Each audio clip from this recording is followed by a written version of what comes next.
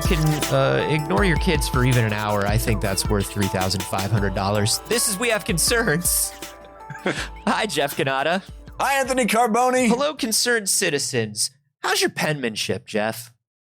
I actually think my penmanship is pretty good. Yeah? I'm not, I think like the rest of the world, I've completely abandoned cursive. Sure. I print, but I think my printing, I'm pretty proud of the penmanship. Yeah? Pretty proud of it. How often do you do handwriting of things? Almost never now, but there was a time when I first graduated from college, like last couple of years of college and right after I graduated from college, I kept a journal. Yeah. Which I hand wrote, every day. And those are impressively legible. They are, you can read them. You can hand it to anybody and they could read them. I'm pretty, I got pretty good penmanship. I'm not a sloppy writer, you know? I am an incredibly sloppy writer. I'm a garbage writer. I write, like, people look at my handwriting. They're like, what is wrong with you? My handwriting is like, my mother, is a teacher, and she has that teacher penmanship, right? Yeah. Everything she writes, scrawl. Everything she writes looks like amazing.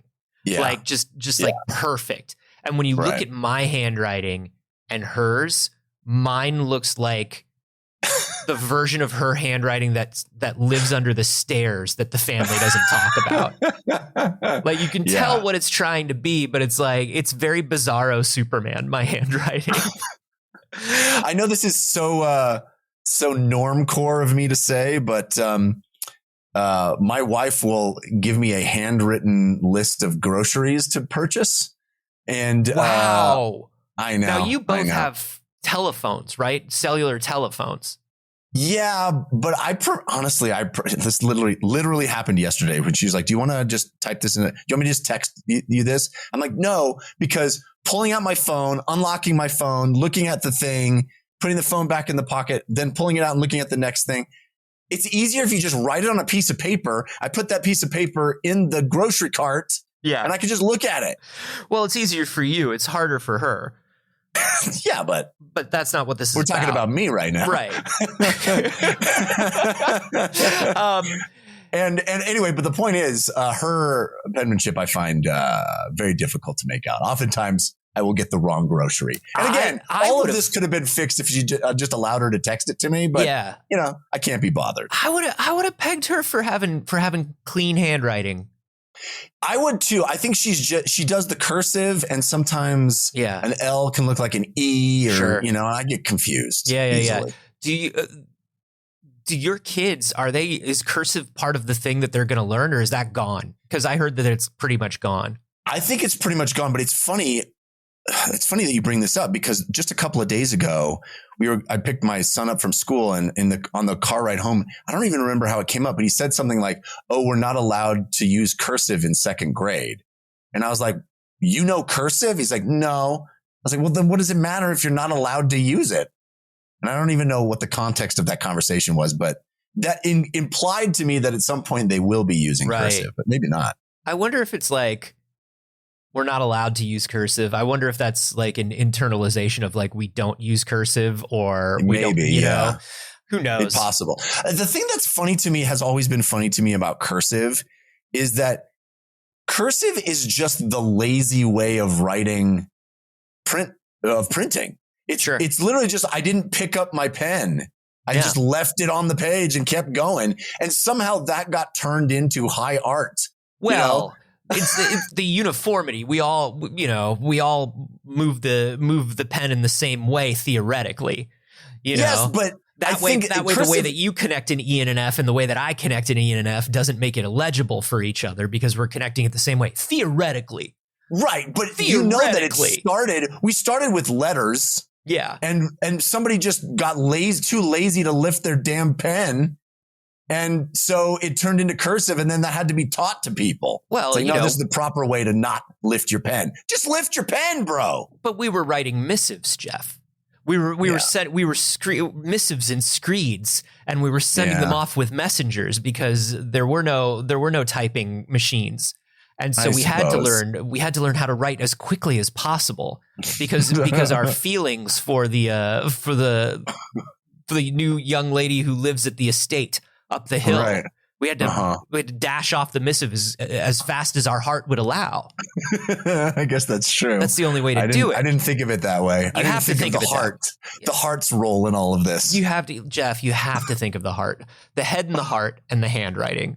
And that, that's sort of what I wanted to talk about today, because I still write everything down. I have tried putting things into, You don't have an Evernote? You don't have an Evernote or Obsidian? I have an Obsidian. And let me tell you something about my Obsidian. My Obsidian is fastidiously designed. Fastidious Obsidian? A fastidious That's Obsidian. Ridiculous. I am the very model of a fastidious Obsidian. And let me tell you, everything's organized. It's beautiful. Like I can find everything I'd ever want to look up from like the last, 3 years that I've been using Obsidian. You can find everything. It's all neatly linked to one another. It's beautiful.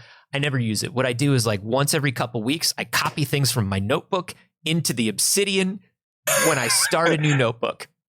Anything I want to keep. The Obsidian is ignored thereafter. Yeah, the Obsidian, because the Obsidian is just the place where the stuff goes to still be there. Right. That's where the stuff goes for the confidence of I have my stuff. Yeah. And if y'all are wondering what an Obsidian is, it's the same as like an Evernote or a Notion or any of these things that's like, organize all your garbage. Put your garbage in here. If you ever needed to write anything, just put it in here and save it. But I've found, and I've always found this, and I've found it especially now that I'm sick, I don't remember things unless they're written down. Yeah. I have to physically write the thing down. And I do every day, especially now that I have short-term memory stuff, every day I write down at the beginning and the end of the day things that happened during the day, big major things or whatever that I want to remember for the day, and writing them down and then like copying them into the Obsidian at the end of the week and everything. It helps me form the memory, really. That's awesome. That's like a commonplace book. Have it's a bit like a commonplace book. Yeah. That's I've always sort of aspired to keeping a commonplace book. I just haven't done it. But I love that you do that. That is so cool. I think I would benefit from that greatly as well. Just that the writing and then the reading of what I wrote and transcribing it into another place, I think would lock that in my brain. I think it does. And so do some people over in Norway. The Norwegian University of Science and Technology just put out a big study, Jeff, that says that handwriting actually boosts brain connectivity and learning. This is interesting. This is a big study that they did where they had a bunch of college kids. So these are kids that have grown up typing things, right? Right. These are mostly with their thumbs. Yeah. These are kids that have written novels on their iPhone. You know what I mean? Yeah. They've written novels on Android using swipe technology. Yeah. Because you can write the novel faster. They wrote a novel 140 characters at a time. That's right. Swipe. The swipe keyboard, Jeff, is the cursive of keyboards. You never take your thumb off the keyboard. You don't lift the pen. We got too lazy to even push the buttons. I have never, ever used that. Oh, I'm a swiper, baby. Are you a swiper, really? Dude, once you get the hang of the swipe is so much faster. I suspect it would be, but I just feel like it doesn't, my brain does not grok it for some reason. It may not be. I may be like one of those Dvorak keyboard people.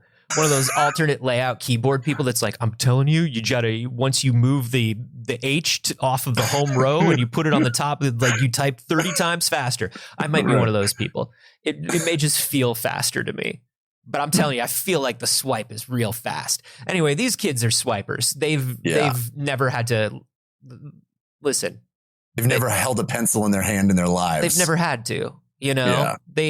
Anybody who's in college now, probably at some point in junior high or high school, they got their supply list for the beginning of the year, and it said, get your kid a Chromebook or get your kid a cheap laptop to bring to school. Right. Yeah. Or their school provided a Chromebook for them. There are like 100 million Chromebooks in circulation right now in school systems. Kids are not handwriting anything. No. So the reason why I want to hammer this home is because when I first read this study and it was like, yeah, handwriting helps you remember things better. I was like, is that because for people that grew up handwriting things, it's just the way our brain works? Yeah, right. Is there bias to how we were trained? Right, exactly. And now that we type, we spent our childhood writing things down, 15 words a minute or something. And now we type at 120 words a minute and we just don't remember the things that we type. But this is not that. Can I tell you a quick tangential anecdote? I think part of the reason, a small part, but a part of the reason that I fell in love with computers at a very young age and was very bullish on, my dad's he had a TRS-80 and he had a, IBM XT, like the old, 8086 3. All of those old computers, I was like all over them and I did my homework on them very, very early, like way before any other kids. I was bringing in, the dot matrix printed, I have to tear the edges off the paper because the paper with the perforation holes to go through the printer. Yeah, that's right. I was that kid bringing in all my reports had little perforation marks on either side of the paper. The reason I think that I was a part of the reason I was so enamored with that is that I'm left-handed. Mm-hmm. And I had the scourge of the left-hander with pencils where I would come home with a black smudge all along the side of my hand. Oh yeah. Every day. It was the worst. Do you have this callus? Oh yes. Yes, I do. Yes, I do. Everybody who's left-handed has the left-handed callus because teachers didn't know how to teach left-handed kids how to hold a pencil. Yeah. And so we all have these giant lumps on our ring finger on our left hands. Dude, it's the worst. And so I leapt at the chance to start typing stuff instead of having to write it. Mm-hmm. And I think I got there very, very soon. And so I'm very curious about this because as I mentioned, I used to journal but my dad got me a left-handed notebook so I could journal backwards. Anyway, now I've seen as a left-handed person. I have seen left-handed notebooks before. I've never experienced a left-handed notebook. I know that. What's the difference? Is it just holding a spiral notebook, like with the spiral on the right? I don't understand. Yeah, it is, but my dad made them for me because, you have the classic 8.5 by 11 paper, lined paper that has the bigger line at the top. So you can't just flip the notebook over because then it's weird because the bigger line section is at the bottom. Right. So he literally just took a pad of lined paper and put a spiral binding on the right-hand side instead of the left-hand side, which is actually hugely helpful as a left-hander because you're not bonking into the binding the whole time as you're writing. But the book would open left to right instead of right to left. Yeah. But isn't there still a page where you are moving towards the binding, I guess? You're moving towards the binding, but that's where you end. You end at the binding and then you start at the next line and you move toward the binding. No, you never bump when into you flip the binding. The other page, I don't know. I've never seen how it works better, but maybe I just... I preferred it. That's very lovely of your father. But also it's kind of an act of rebellion too. Yeah. It's just like, screw you, world that dictates right-handedness. Yeah, I started typing everything out as soon as I could too. And I think for me, it was just with the ADHD, it was like, whoa, I'm getting this down before it's gone. Oh, that's cool. You know what I mean? Faster. I'm like, writing this. Instead of writing this down, I'm like, whoa. Oh my God. This is amazing. I'm riding the wave. I mostly learned Mavis Beacon, eat your heart out. I mostly learned how to use the computer and type because I think I've told you this before. My father told me that his computer, he had computers from the jump. So he was an same with engineer, mine. and so he was just like into gadgets and toys. He didn't really need a computer at home, but he just wanted it. Same. And he told me that our computer didn't fucking play games. He was like, it doesn't have a video game card in it. It doesn't have the hardware in it, and it doesn't support joysticks, so it can't play games. And I was like, oh. And then like an older cousin told me, he was like, all computers play games. He's like, that's the whole thing, is they all play the same games. There's a computer. I was like, what? What? And so I taught myself how to use the computer to play games because he told me that you couldn't play games on it. And I think one day he came home and I was playing Alley Cat for MS-DOS. And I love that game. Alley Cat's a great game. Oh my God. I bet you could play that in your browser right now. You could play it. Don't do it. Don't open up Alley Cat. I saw your eyes go to your monitor, and I saw your hands go to typing. I'm listening to everything you're while saying. we're recording our science podcast. You cannot look up Alley Cat right now. I'm totally engaged in this conversation. Did you just put on your Apple Vision Pro? Are you about to play Alley Cat in a web browser floating in front of you? Oh my God, I pulled it up and it's CGA 3-color glory. You just said, I just told you not to pull up Alley Cat. Play Alley Cat online. No, I just told you to stop. You can't play Alley Cat right now. We're having I played a discussion. this so much as a kid. It is the weirdest idea for a game. You're literally just scavenging for food in garbage cans. Yeah, and then in people's windows. If people leave their windows open, you jump in. And sometimes their apartment is just a giant wedge of Swiss cheese with mice inside of it. And you've got to catch those mice. Dude. I haven't thought about this game in 30 years. I think about Alley Cat all the time. Alley Cat's a perfect game. Anyway, my dad came home one day and I was playing Alley Cat. And he was like, what are you doing? I was like, playing video games. Guess what? Turns out our computer runs them. Isn't that weird? Isn't that weird, Dad? Really, and that's so strange. Really, I'm like smoking a cigarette. I've got like a tumbler of apple juice and I've got a candy cigarette and I'm wearing like a trench coat. I'm like, isn't this interesting? The room illuminated only by the CGA monitor. He walks in, you spin the chair around slowly. Well. Turns out that there's no such thing as a game card. Turns out computers all have the same hardware in them. Isn't that funny, Dr. Carboni? Yeah, so I was also an early typist, but these youths, these university youths, have also been typing everything important their entire lives, all their notes, all their assignments, everything.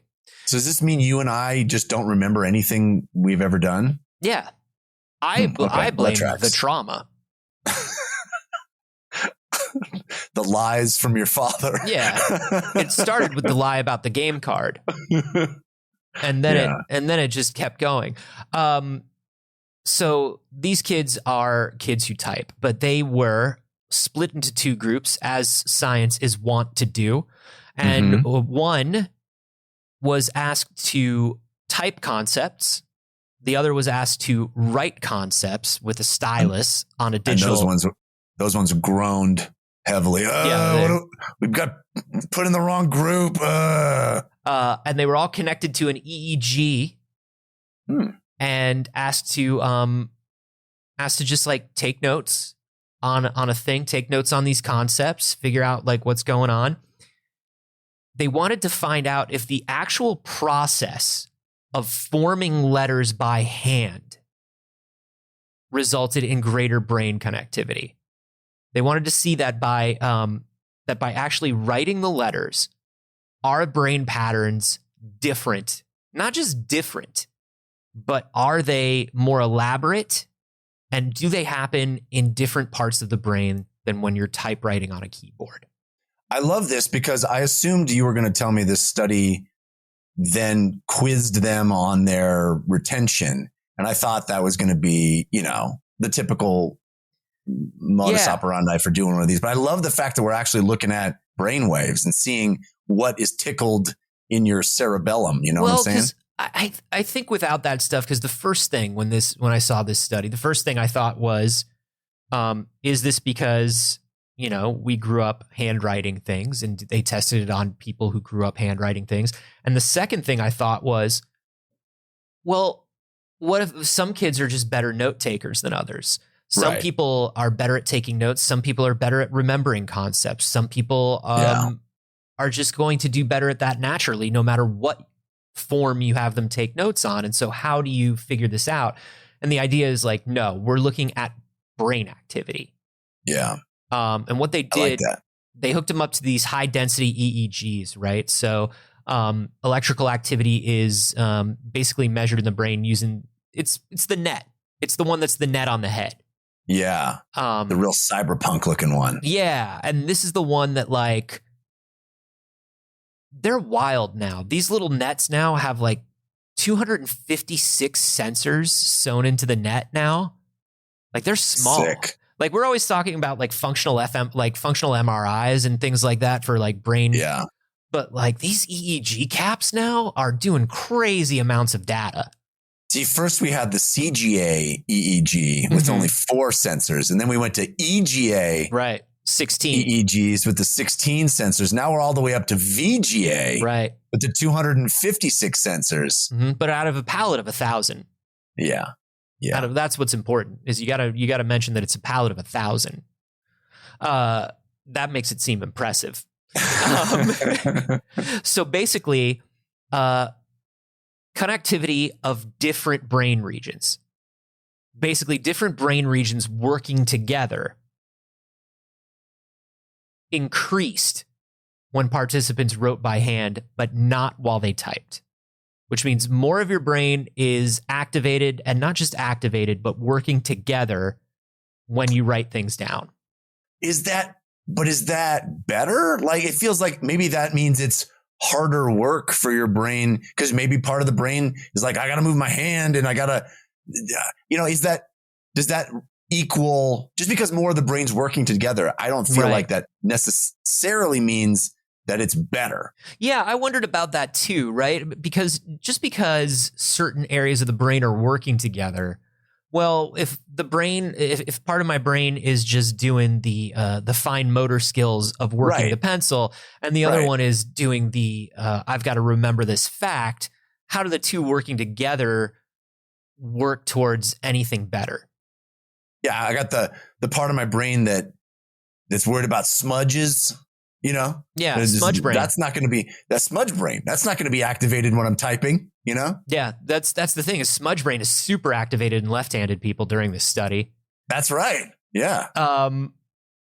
The thing is, they found that visual and movement information obtained through precisely controlled hand movements when using a pen contribute extensively to the brain's connectivity patterns that promote learning. So it's not just that the part of the brain that is working on your fine motor skills and the part of your brain that's trying to remember the idea work together. Those two parts of the brain working together, for some reason, make the part of your brain that connects ideas light up more. It makes the part of your brain that actually forms memory light up more. And so that's what makes it interesting, right? Is like, it's not just, I'm trying to walk and chew gum at the same time. So brain that move feet and brain that move mouth do the same thing. And those two parts don't need to worry about each other. No, this is something about these two activities working together cause other activities. It's that thing about neurons that fire together, wire together. Yeah. And so there might be something where like, it creates pathways, and maybe these areas are lighting up because when we were kids and we were learning to read and write books, or we were learning whatever, we associate something with learning. Who knows? Right. Who knows why? Well, that's my question is that do they have any theories as to why this would be? Why does writing, because I feel like I'm engaging with language in the same way when I'm typing. I'm also physically finding the letters, right? Yeah. It doesn't feel to me like a fundamentally different exercise, functionally. Like it's not, I'm not, for example, using, on the phone using, selecting whole words at once, using, What the heck is that called? Why can't I think of it? Autofill. I'm not There you using go. like an autofill type thing where I'm just selecting from groups of words. I really am still constructing letter by letter the word. I'm still thinking about what I want to write. It doesn't seem to me to be that drastically different an exercise to type out a word versus scrawl out a word, Right. Well, they've found that actually, fuck you, it is different, Jeff. They know more than you. So now what? Right. No, they did find that there's something about writing by hand that makes more use of your senses, that causes your brain to actually be more stimulated. There's something that makes your brain, I mean, for lack of a better term, your brain's less bored when it's writing than when it's typing, even though you feel like writing is slower and more boring. Internally to your brain's like, oh, this is a great activity. I'm doing so much right now. And because I'm doing so much, I want to do so much more. They say that the simple movement of hitting a key with the same finger repeatedly is less stimulating for the brain for some reason. Now, as far as the whys and the wherefores, I mean, that's probably work for more study. But they said that they think this is why children who have learned to read and write on a tablet have more difficulty differentiating between letters that are mirror images of each other. There's something where they haven't lowercase b and d. You're talking about? Yes, exactly. Yeah. They haven't felt with their bodies what it feels like to produce those letters. Wow. There's something about the analogy that I think of is driving through your neighborhood versus walking through your neighborhood. When you drive through your neighborhood, you have an idea of where the major streets are. You have an idea of major landmarks. You have an idea of places where you stopped with your car, right? When you walk through your neighborhood, you learn what every store is in every building. You learn where the side streets are. You learn where there's something about taking a little bit of a longer way and making a little bit more effort that just engages you more and gives you the time and makes you sort of take in the information more. That's my analogy, not theirs, but that's sort of what it felt like to me when I was reading this. I see that. It does, as you were kind of talking about, the reason you were drawn to typing in the first place, where you could sort of get things out quicker. It does force you to slow down to, trace out each letter with a pencil or a pen. And maybe that's really the thrust of it. I wonder if there's some tactile element too, because we've talked a bit before about the debate between whether, an e-reader versus reading a paper book. And I think that's still an open debate as far as there's studies on both sides that kind of, it doesn't seem to be a consensus, but that tactile nature, that you're actually, feeling the lead in some way or feeling the paper. Boy, I don't know. It would be interesting to have some information about that. Like if the University of Tokyo did a study about it in 2021 about exactly the tactile information recall that comes along with writing by hand. Oh shit, son. I got my glass of apple juice and my candy cigarette right now, Jeff. You think I ever put those away? I don't. We got that B-roll. We got that B-roll, baby. So basically, the tactile thing, like you're talking about, is a huge part of it. So when you think about a kid learning to write their native alphabet, their whatever it may be, when you write those letters, your letters don't match the prototypical letters, right? Right. Your letters do not match, and they do not match the way your friend writes their letters. They do not, the way we connect our E's and F's in cursive, right? We have to learn the standard. And even when we learn the standardized, my handwriting will never look like the handwriting in a book. I can't do it. Right. And there is something about that's why you'll never be a master thief. That's right. And forger. Because I can't leave the notes. I can't leave the notes that are like, get me if you can, detective. That's right. And the forgery. But I mean, it's mostly about the leaving the handwritten note. That's the most important part. Yeah. So Interpol can put you on the most wanted list. Oh, it's so desirable. Dude, if I could be on the Interpol most wanted list, God, here's the thing. And this is a complete digression, but when we think about achievement in life, yeah, when we think about achievement in life, yeah, we really do think about like, oh, look at this. He's a doctor. They're a lawyer. They're helping this. Yeah. They're doing that. Like even something like, oh, he's a painter and he paints the most beautiful. Buddy, respect thieves. We need to respect fucking thieves. Yeah. We truly do. I'm sorry. When I see stories online, like, we're watching documentaries about all these massive criminals. It's like, and then when the FBI found them, they had $50 billion sewn into their couch and they had stolen blah, blah, blah. And I'm just like, that person, very impressive and accomplished. It's true. And they think outside the box, which you got to appreciate as well. I'm telling you, if I could be on one of Interpol's 10 most wanted, like a Danny Ocean or a Lupin the Third. You know what I mean? Uh-huh. A gentleman thief, a Phantomos. Yes. A dashing rogue. Yeah. Yeah. I don't mean any harm. I just want to take from the bad guys. That's right. There's insurance. Everybody's fine. Let me get one of those little suction cup things that cuts a perfect circle into glass. I want to be the kind of thief that when I come face to face with my Interpol operative who's been working my case for the last 5 years, and they have the opportunity to apprehend me, there's so much respect in their eyes that they maybe this time they'll nod and let me go. Yeah. We're not so different, you and I. That's right. That's right. Or who knows you better than I do. Not that this sort way. of thing. No, this is not the way.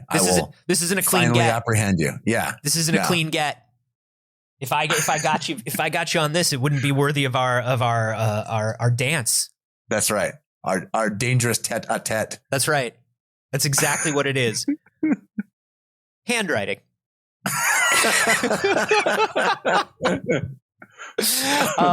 So basically when in 2012 they found out like when children begin to print, their motor output of a letter doesn't conform to prototypical lettering. Each output, right, which is also perceptual input. All right. So they're taking in B. They're taking in the letter B, and then they try to write the letter B. And when it doesn't match, they look at it again and they do it again. And there's something about that that's almost like, if you think about it, this is why AI is trained on what they call diffusion models.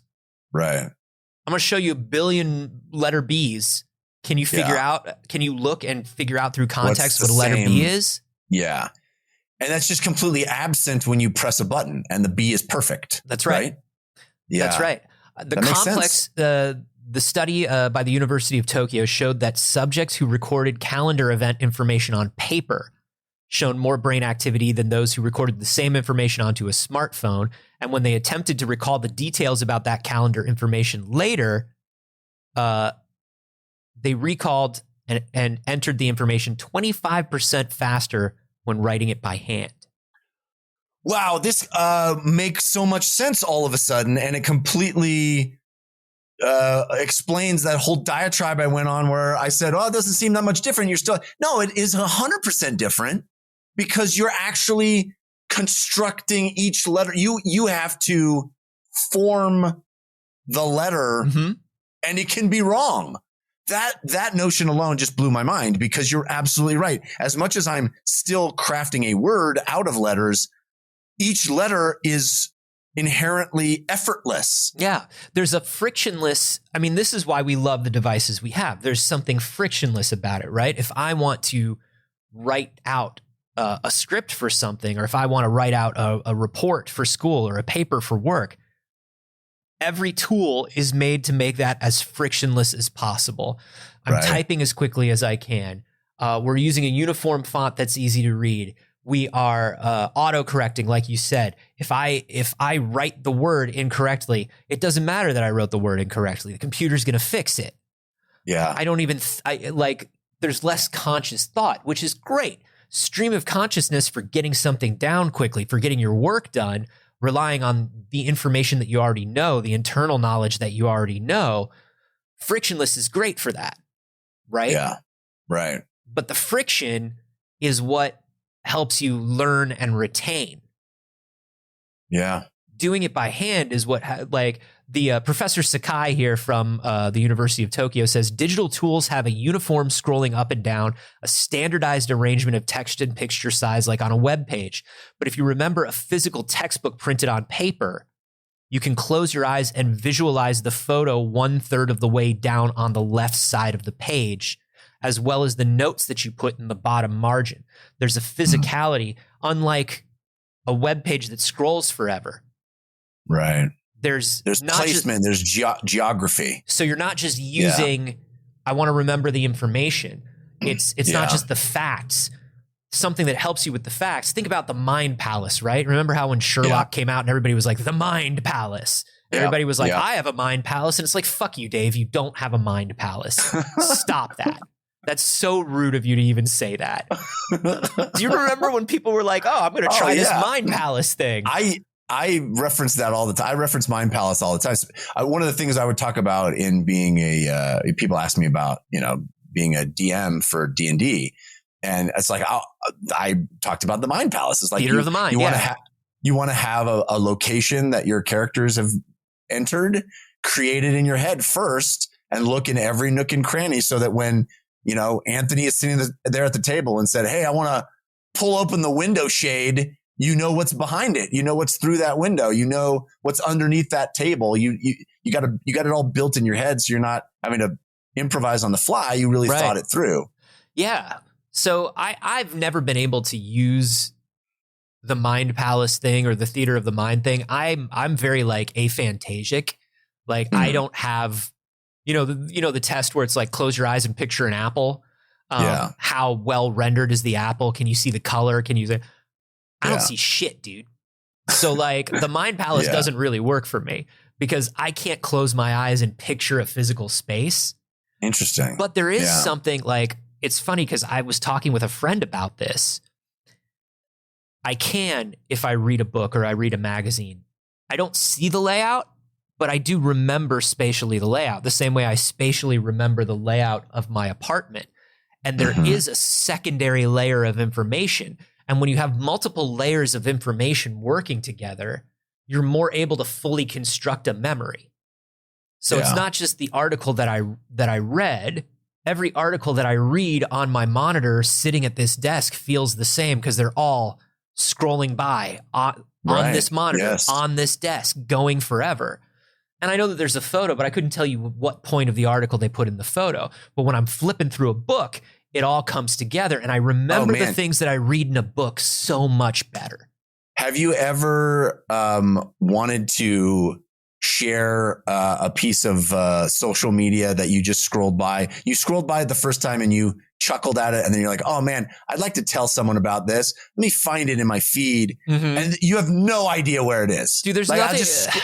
There's scroll. I have no concept. Oh, I remember reading this one. Was it before or after the one I'm looking for? It's the worst. Dude, there's nothing worse than spending 15 minutes looking for a 15-second video. It's a mild chuckle that you want to share with someone. There's no more modern disappointment. There's no more modern relatable disappointment in life than the chunk of your day that you spend searching for a 15-second video. Oh, I got to show you this. It's so funny. This dog does this thing. Hang on a second. Let me just hang on. And so, and then you're scrolling, and then as you're scrolling, you're like explaining the video. So like they already know what's going to happen in the video. It's like the dog smiles, and then by the time you show them the video, they've heard about the video 8 times, and they've been waiting, and they can't continue the conversation you were having. Never lives up. Never lives up. But it's awful. It's the worst. And now that all the social media stuff is algorithmic, like if you don't like a TikTok when you see it, that TikTok is gone forever. Yeah. You'll never see it again. You'll never see that TikTok again. It's over, bud. Yeah. That's not this. Hey, you know what the real TikTok is? Books. If I want to have a sensible chuckle at a clever line, written by the great Oscar Wilde. I can flip right to that page. The bon mots are there, buddy. Highlighted and underlined from 3 years ago when I first read it. That's right. And I sat and I went, and I underlined it just like that. And I had a sensible chuckle, and I'll remember it forever. Yeah. I'll remember it forever, Jeff. And that's what the real social media was. Books. Hey, do you think if you walk into a library right now, there's a big poster that says books, the real social media? I bet there is. Yeah. And it has a monkey with glasses on. Yeah. Looking at a book. Do you know what this is another digression. Surprise. Do you know what my aunt had in her house for a long time? Because she was a librarian for a long time. I was very doilies. I was very like, oh my gosh, I can't believe I know a librarian. Like, I thought it was very cool. And she had in their house, I would go to my aunt and uncle's place, and they had the big, like, late 80s, early 90s posters that just said read. And then it would have like a celebrity. Oh, yeah. You know, and then it would, under the read, it would have like a clever pun about what that celebrity did, but relating it to Kirk reading. Cameron, and he's reading. Yeah. Read. It'll help you with your growing pains. I don't know. Like, but she had like all of them, and she had the Yoda one, dude. Oh.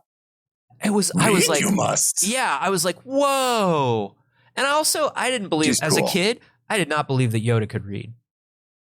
You don't think Yoda can read? The guy's been around for thousands of years. Dude, as a kid, I was like, that guy cannot read. That guy lives in a swamp. His roommate is a snake, and he talks backwards. He cannot read. That does add up, you know, in a certain logistical fact. Like, why would he talk that way if he could read? When I was a kid, I was like, that dude does not read. I read better than Yoda. Dyslexic I am. Maybe. You never know.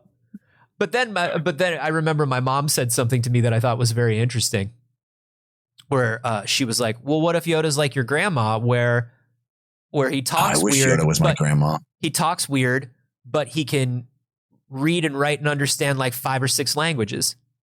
And I was like, oh shit, Yoda really is smart. All right, I guess Yoda's smart. He's not super smart though. His roommate's a snake. Yeah, I mean, that does seem like, of all the people I've known who've ever had a roommate that was a snake, none of them have been smart. No. You know what I'm saying? No. No one who owns a snake. Apologies to anyone listening who owns a snake, but look in the mirror. Look to your left, look to your right. If you don't see any smart people, you know you've made a mistake. All you see is a snake. You know you're not supposed to have a snake in your living quarters. You know you're foolish. We don't have to tell you. That's not where snakes hang out. Can I say something else? Another weird digression, because you asked what your aunt had, and I said doilies. And it made me think, is there anything... Does anyone own a doily anymore? Are they even sell doilies? No, I feel like doilies are completely... no one has a doily. No one cares about doilies anymore. The new doilies are various leather desk and table mats. That's the new doily? I think that's the new doily, because it's like if you're arranging something on a desk or a table or a shelf, you tend to lay down some sort of like mat.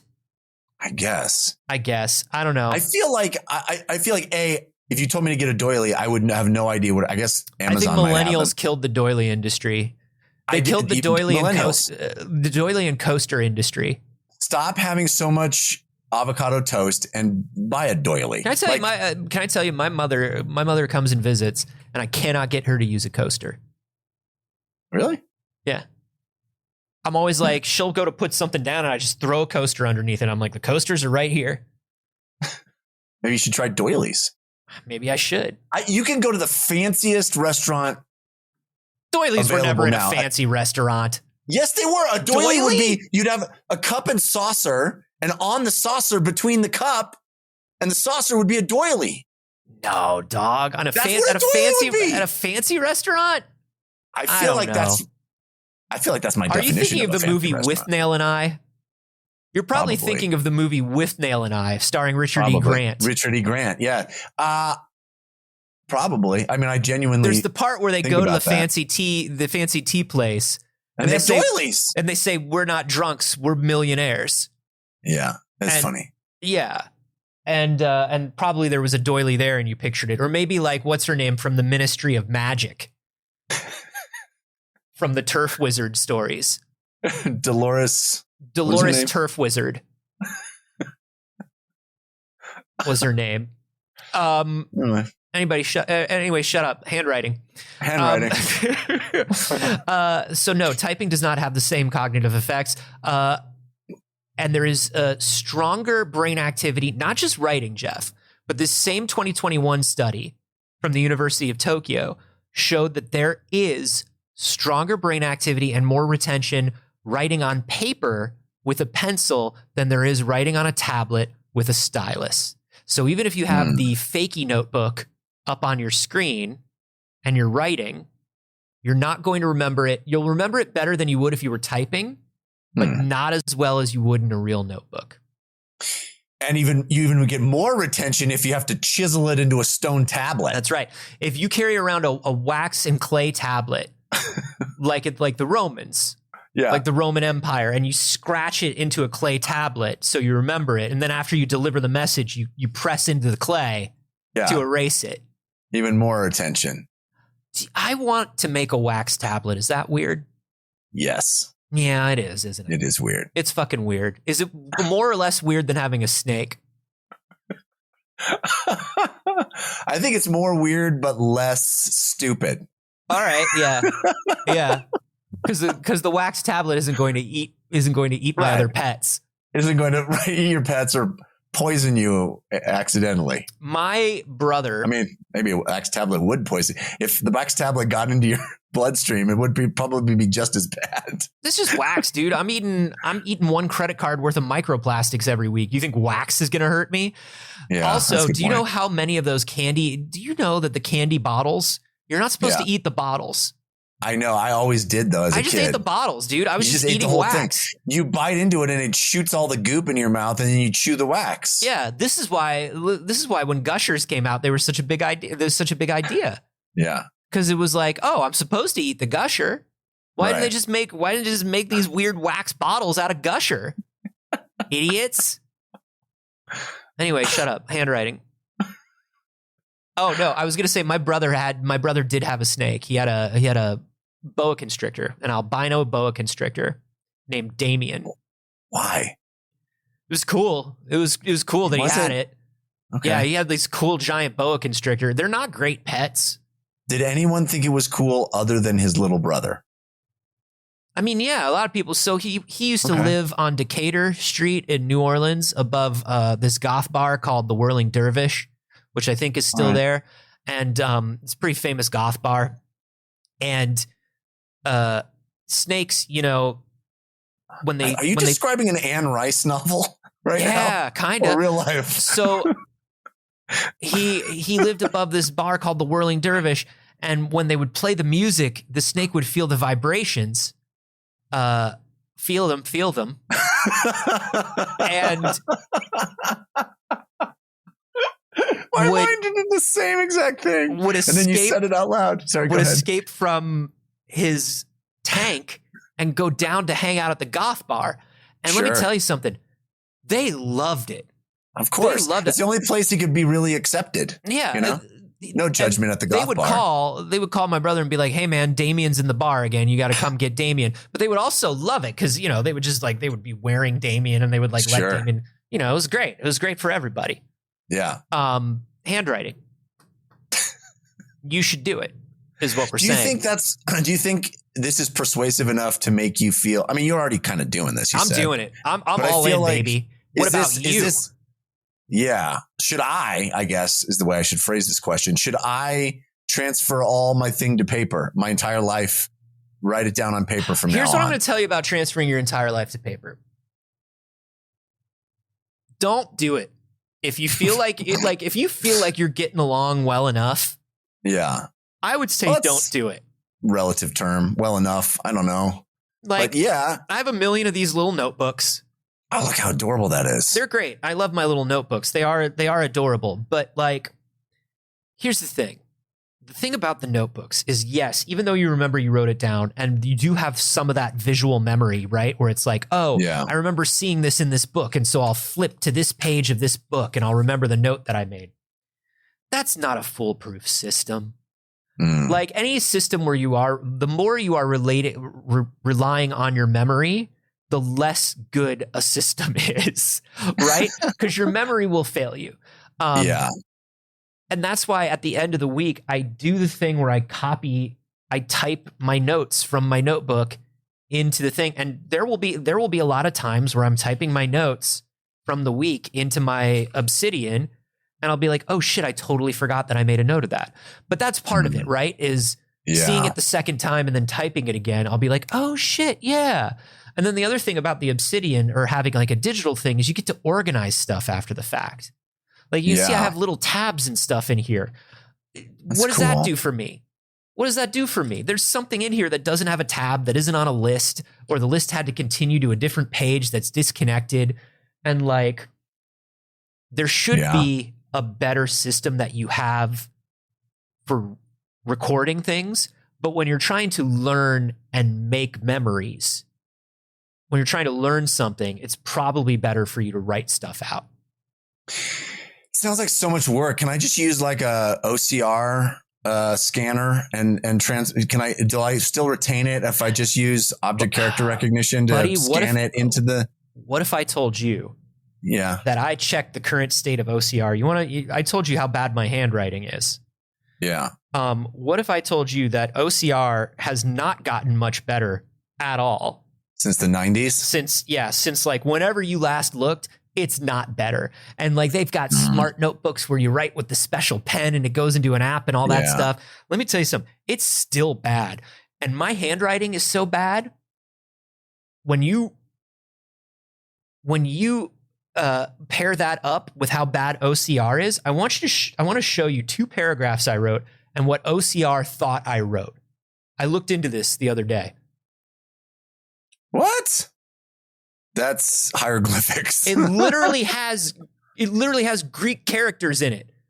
There are multiple like Greek characters. It does think you're writing in Yiddish, I think, or something. There's an infinity symbol in here. Well, maybe you were writing about infinity, were you? I mean, I do write a lot of deep and interesting things. By the way, I think maybe the O is optical. I said object. Optical character recognition. Yeah, I was wrong. I got that wrong. I did look into whether you could train one of these like AI models on your handwriting and have it type your shit for you. What? That seems trivial. Why couldn't you? Can you? I think you could. Yeah. I think you could the same way I trained. But it's the same way I trained it to sound like me. It's like it needs a lot of input. Yeah. So I would need to like take one of my filled notebooks probably. You got on them notebooks though. Just do it. And not just my filled notebooks, but like I would have to write out a bunch of words that I don't normally write out, like things that aren't part of my vocabulary. Like I would have to disestablishmentarianism. Yeah, I would have to like transcribe a book and then but to save work. And you'll save so much work by doing all this work. I'm thinking about it. You know I'm still thinking about it. You know I am. If I get like a really long text document and I write it out and then I put the text document and my handwriting into the AI, like maybe I can just scan all my stuff. All you need to do is transcribe the complete works of Shakespeare, and after that, I'll do it, motherfucker. Life's on easy street, baby. Listen, there's nothing I love more than spending 5 days to save myself 5 minutes. That is the Carboni way. That is the Carboni way. The only other thing that I have that stops me from papering my life. Your dad won't make you the notebooks anymore? No, he doesn't. I got to call him. Tell him he's overdue on the notebooks. I need a few more of those notebooks. He's like, you're right. You graduated from college. Make your own notebooks. It's like, no, that just means you do college rule now, Dad. No, the thing that stops me is I feel like I would just have piles of paper everywhere. I understand you have organized into notebooks, and I appreciate that. But I feel like if I really devoted myself to writing things down, I would just have stacks of paper everywhere, and I would be messy and disorganized in that way. That is the trouble with it. But that's also like, that's why I have the little pocket ones. Is like you always have to have the same one with you, because if you write, like, here's the other thing: if you write something down in your notebook and then your notebook isn't around, so you write something down on a Post-it note or a napkin. Yeah, back of an envelope. That's my go-to, is back of an envelope. Guess what? That doesn't exist. Yeah. Not only does that not exist, but now you also don't trust your notebook. And so the whole system fails and you don't write anything down ever again. Which is why I'm saying, if you don't feel like you would benefit from this, don't do it. I think this study is particularly about in the realm of learning and learning retention. And I think it's important to note that that's what these studies are about, right? Yeah. There is something nice about waking up in the morning and doing a journal, and it probably will help your memories. Like if you do morning pages, if you want to do that. But if you don't think that a lot of the things that you're doing in your life would benefit from a completely handwritten system, don't do a completely handwritten system. It's a pain in the ass. It does feel like, though, if you're a student and you're taking notes from a college lecture or something, write them by hand. That's just an easy hack. Yeah. Or at least copy your notes like immediately after the lecture. I know a lot of people do that, where it's like, to keep up with the speed of the lecture, you either record it or you type it, and then you write it out and organize it afterwards. You know, it doesn't have to be one, you know, you can go both ways with it, from digital to analog or analog to digital. I think it's important just to, you know, if there's something that you want to remember, just fucking write it down. That's all. Which is why I wrote an entire 50-page ode to the MS-DOS game Alley Cat. I'm literally going to go play that as soon as we're done. I know you are. I have it still on my screen ready to play. Listen, everybody go play Alley Cat and then tell us what you think about it, because it's a great game and I think it stands the test of time. You can let us know what you think about Alley Cat over in the games channel of the Discord. That'd be a good place to do it.